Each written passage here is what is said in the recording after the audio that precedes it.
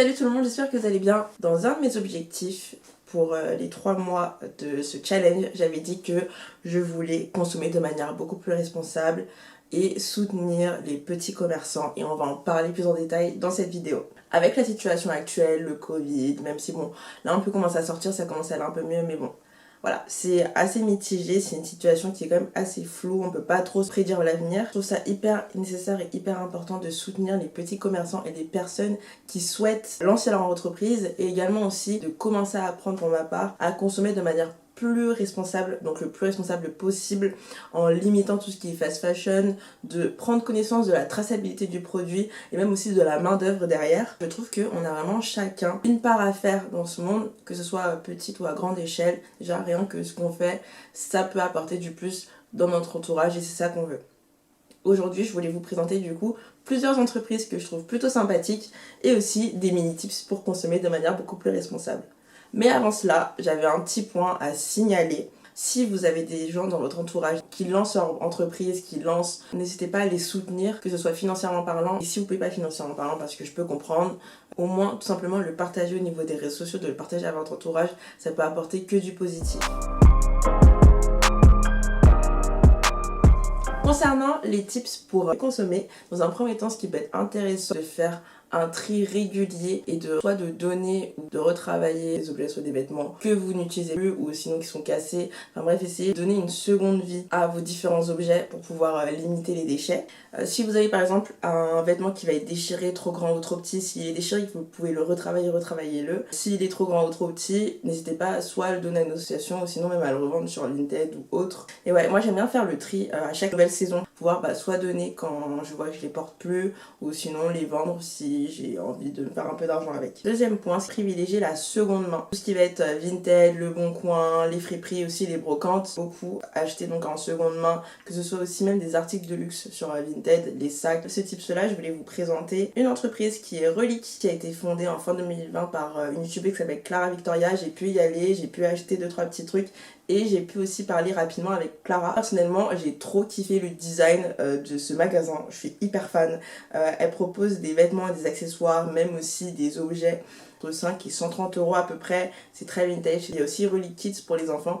Mais je vous laisse avec l'interview de Clara. Alors je m'appelle Clara Victoria sur les réseaux sociaux, Instagram et YouTube. Et on est dans ma friperie Relique. J'ai décidé de créer une friperie parce que je suis passionnée de vintage et j'ai créé du coup une chaîne YouTube en rapport, en lien direct avec ça, et je me suis dit que c'était une suite logique, que je devais ouvrir ma propre boutique avec mon univers, avec tout ce que j'aime. Et à Paris, j'habite à Paris. Faire 4 ans que je suis passionnée des années 70, et quand j'étais plus jeune, je galérais dans ma ville où je suis née, je galérais à trouver des choses un peu vintage, des choses qui me ressemblaient, avec beaucoup de couleurs, etc. Et c'est en fait en emménageant à Paris où là je me suis vraiment éclatée. J'ai découvert plein de fripes, plein de boutiques associatives, et je commençais à trouver des pépites, et je veux dire que mon orientation vers les années 70 s'est faite à partir de ce moment-là, donc ça va faire, on va dire, 4 ans maintenant que voilà, j'adore les pâtes d'EF, je mets des longs manteaux, c'était long stylé. Voilà, j'adore. J'ai eu le local en octobre, mais après il a fallu faire les travaux et on devait ouvrir en novembre, sauf qu'il y a eu le confinement, le premier confinement, donc on a fermé, on n'a pas pu ouvrir, et on a ouvert en décembre, début décembre, 1er décembre. Jusqu'à maintenant, et après on a eu un confinement, donc on a été fermé pendant presque 2 mois, et là on vient de réouvrir il y a quelques jours. Voilà. T'aimerais bien créer plusieurs boutiques? Pourquoi pas, ouais, j'ai encore plein de projets liés à la seconde main, au vintage. Donc pour l'instant, là, j'ai déjà beaucoup de travail avec celle-ci, mais pour la suite, pourquoi pas continuer et en ouvrir peut-être une autre dans une autre ville. Voilà, c'est pas pour tout de suite, mais c'est en réflexion, pourquoi pas. Troisième tips, c'est de privilégier les vêtements de marque éco-responsable. C'est hyper important de connaître un peu la traçabilité du produit, de la fabrication jusqu'à la mise en place dans le magasin. Comme on constate, il y a plusieurs marques qui proposent des produits pas chers. Et le truc, c'est que quand tu regardes la main d'œuvre derrière, c'est pas tip top. Donc c'est pour ça que c'est important de faire des petites recherches par rapport à ça et aussi soutenir les petits commerçants comme vous pouvez. Et pour ce faire, je voulais vous présenter plusieurs entreprises. Dans un premier temps, on a Eya & Co. Eya & Co qui est un concept store éco-responsable qui a actuellement 7 marques. Et je vais vous laisser également avec la mini interview de la fondatrice qui est ma sœur. Alors donc Eya & Co, c'est un concept store en ligne et qui réunit des marques de créateurs chrétiens. Et donc comment ça se traduit? Ça se traduit par plusieurs façons, notamment la première qui est explicite, où on va retrouver des marques de créateurs comme Christ Lives in Me ou Northern M Jewelry, qui vont tout simplement parler de façon explicite de leur croyance en Dieu. Et à côté, on a aussi du coup les marques qui sont un peu plus implicites, mais du coup qui transmettent leurs valeurs à travers leurs actions, comme par exemple The Giving Keys, qui a été créé du coup par Kathleen Crosby, qui vit en Californie. Et donc en fait, elle a créé du coup des clés qui sont gravées à la main par des SDF. Donc du coup, ça permet de créer du travail pour les SDF. On a également aussi Uncovered Jewelry, qui est en Californie également. Et elle, en gros, elle donne une part des ventes à deux associations qui travaillent contre l'esclavage moderne. Dans les types de produits, donc on a des vêtements, comme par exemple de I Save the Fish, qui est, elle est reconnue donc pour sa broderie qui est fait main en Madagascar. Elle a une association là-bas, la créatrice qui s'appelle Ayunson. Donc on aura avec elle donc des vestes, des chemises qui sont des pièces uniques. L'idée c'est de redonner vie aux pièces qui ont déjà une vie auparavant. Donc c'est trop cool, c'est vraiment de la pièce unique et du fait main combiné. Et on a également des t-shirts avec la dorure par exemple. On a des t-shirts aussi de Christ Lives in Me. Et ensuite on a pas mal de bijoux, tant pour les hommes que pour les femmes. On a aussi des vernis qui sont vegan friendly, qui viennent de Rooted Woman. Et dans mon petit bureau où du coup j'ai des stocks dans des boîtes exprès. Et de là, donc vous faites votre commande. En gros, moi je fais mes commandes auprès des marques. Et de là, du coup, je fais ma sélection, etc. Donc là, c'est la partie acheteuse. Et donc du coup, moi après, je les mets en ligne sur le site. Et donc là, c'est ma partie vendeuse. Et voilà, dès que vous faites vos commandes, moi je prépare à la main les petites commandes sur mon bureau. Je vous concocte un joli petit paquet perso avec la petite lettre et je vous envoie ça. Alors on a fait le lancement Eya & Co avec ma chère sœur Kelly et ma très bonne amie Elisabeth Paya qui nous a bien soutenus.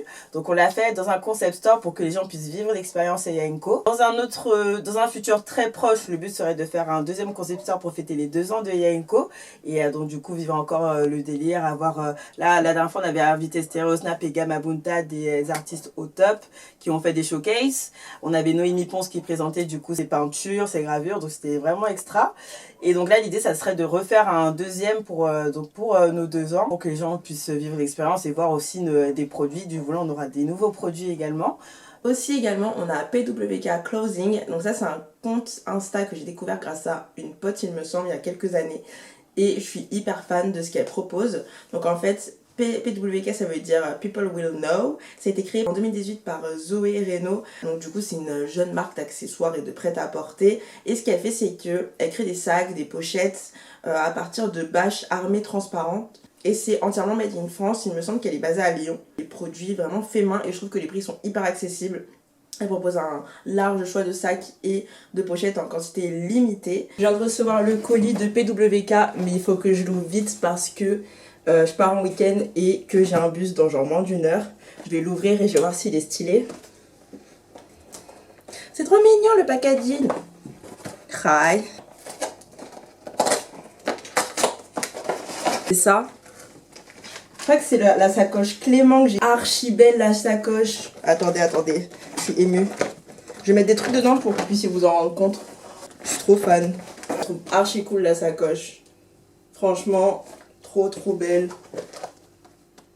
Et en vrai, je regrette. Je pense que j'aurais dû prendre plus de choses. Parce que là, j'ai pris que la sacoche pour commencer. À la prochaine vente, je pense que je prendrai une pochette et un tote bag. Parce que les tote bags, c'était vraiment beau. Je sais pas pourquoi j'ai pas pris mon tote bag.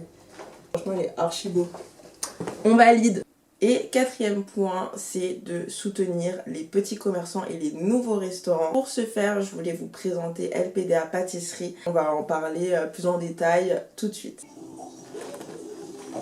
Je m'appelle Marilyn, j'ai 50 ans, je suis maman de 4 filles et nous avons créé une biscuiterie en ligne. Alors je vends des sablés et des cookies. On est rempli d'amour chez nous, donc on avait envie de partager cet amour avec les autres et voilà, on se dit on va lancer ça pour pouvoir partager notre amour voilà, autour de nous. Ok. On créer un salon de thé. Ouais, ça c'est pas mal. Ça c'est le cookie. Le grand c'est où on a... Ah, ça donne faim. Ouais. On a noix de pécan, amandes et beurre de cacahuète. Ok.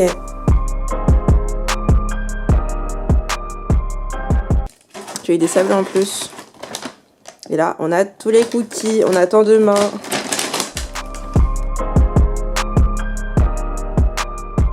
Du coup, voici les colis.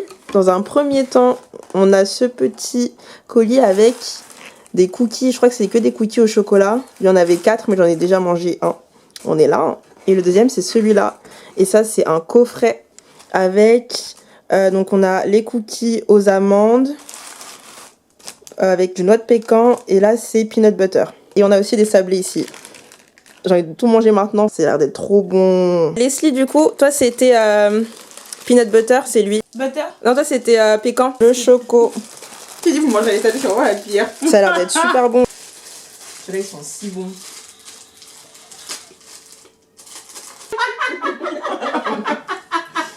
Voilà, c'est archi bon.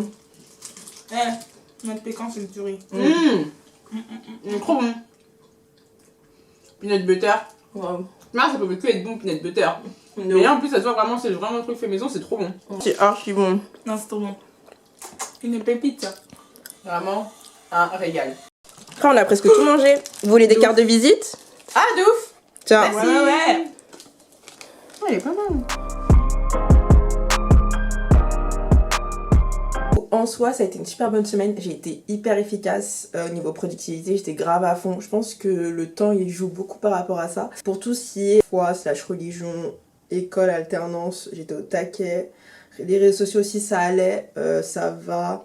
Mon Clubhouse, comme je l'ai dit, j'ai toujours pas retourné. Franchement, faudrait que je me reconnecte, mais j'ai vraiment la flemme. Ce qui est Miracle Morning, jeûne intermittent et sport, je suis vraiment à fond. Et là, je suis plutôt contente parce que, comme je l'ai dit dans une des précédentes vidéos, on est en mode summer body là, enfin en préparation de summer body, donc je suis vraiment au taquet. Le seul point qu'il faut vraiment que je revoie, c'est la partie couture. Ça fait hyper longtemps que j'ai pas repris la couture parce que en fait, vu que on est en juin et que j'ai plein de rendus à faire côté école et aussi que côté alternance on a plein de tâches à réaliser, j'ai pas trop le temps de coudre. Du coup, il faudrait que j'essaye de reprendre ça. Je m'étais mis des objectifs pour fin juin, donc je me mette du temps par rapport à ça. J'espère que cette vidéo vous a plu. N'hésitez pas à me partager en commentaire ou par DM encore une fois les comptes des marques, des petites marques, des petits commerçants, des petits créateurs pour que pour qu'on puisse du coup regarder tout ça, découvrir de nouveaux comptes et les soutenir parce que c'est hyper important, surtout avec ce qui se passe actuellement.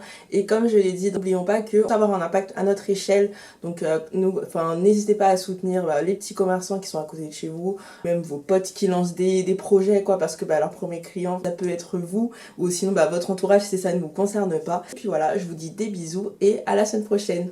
Salut!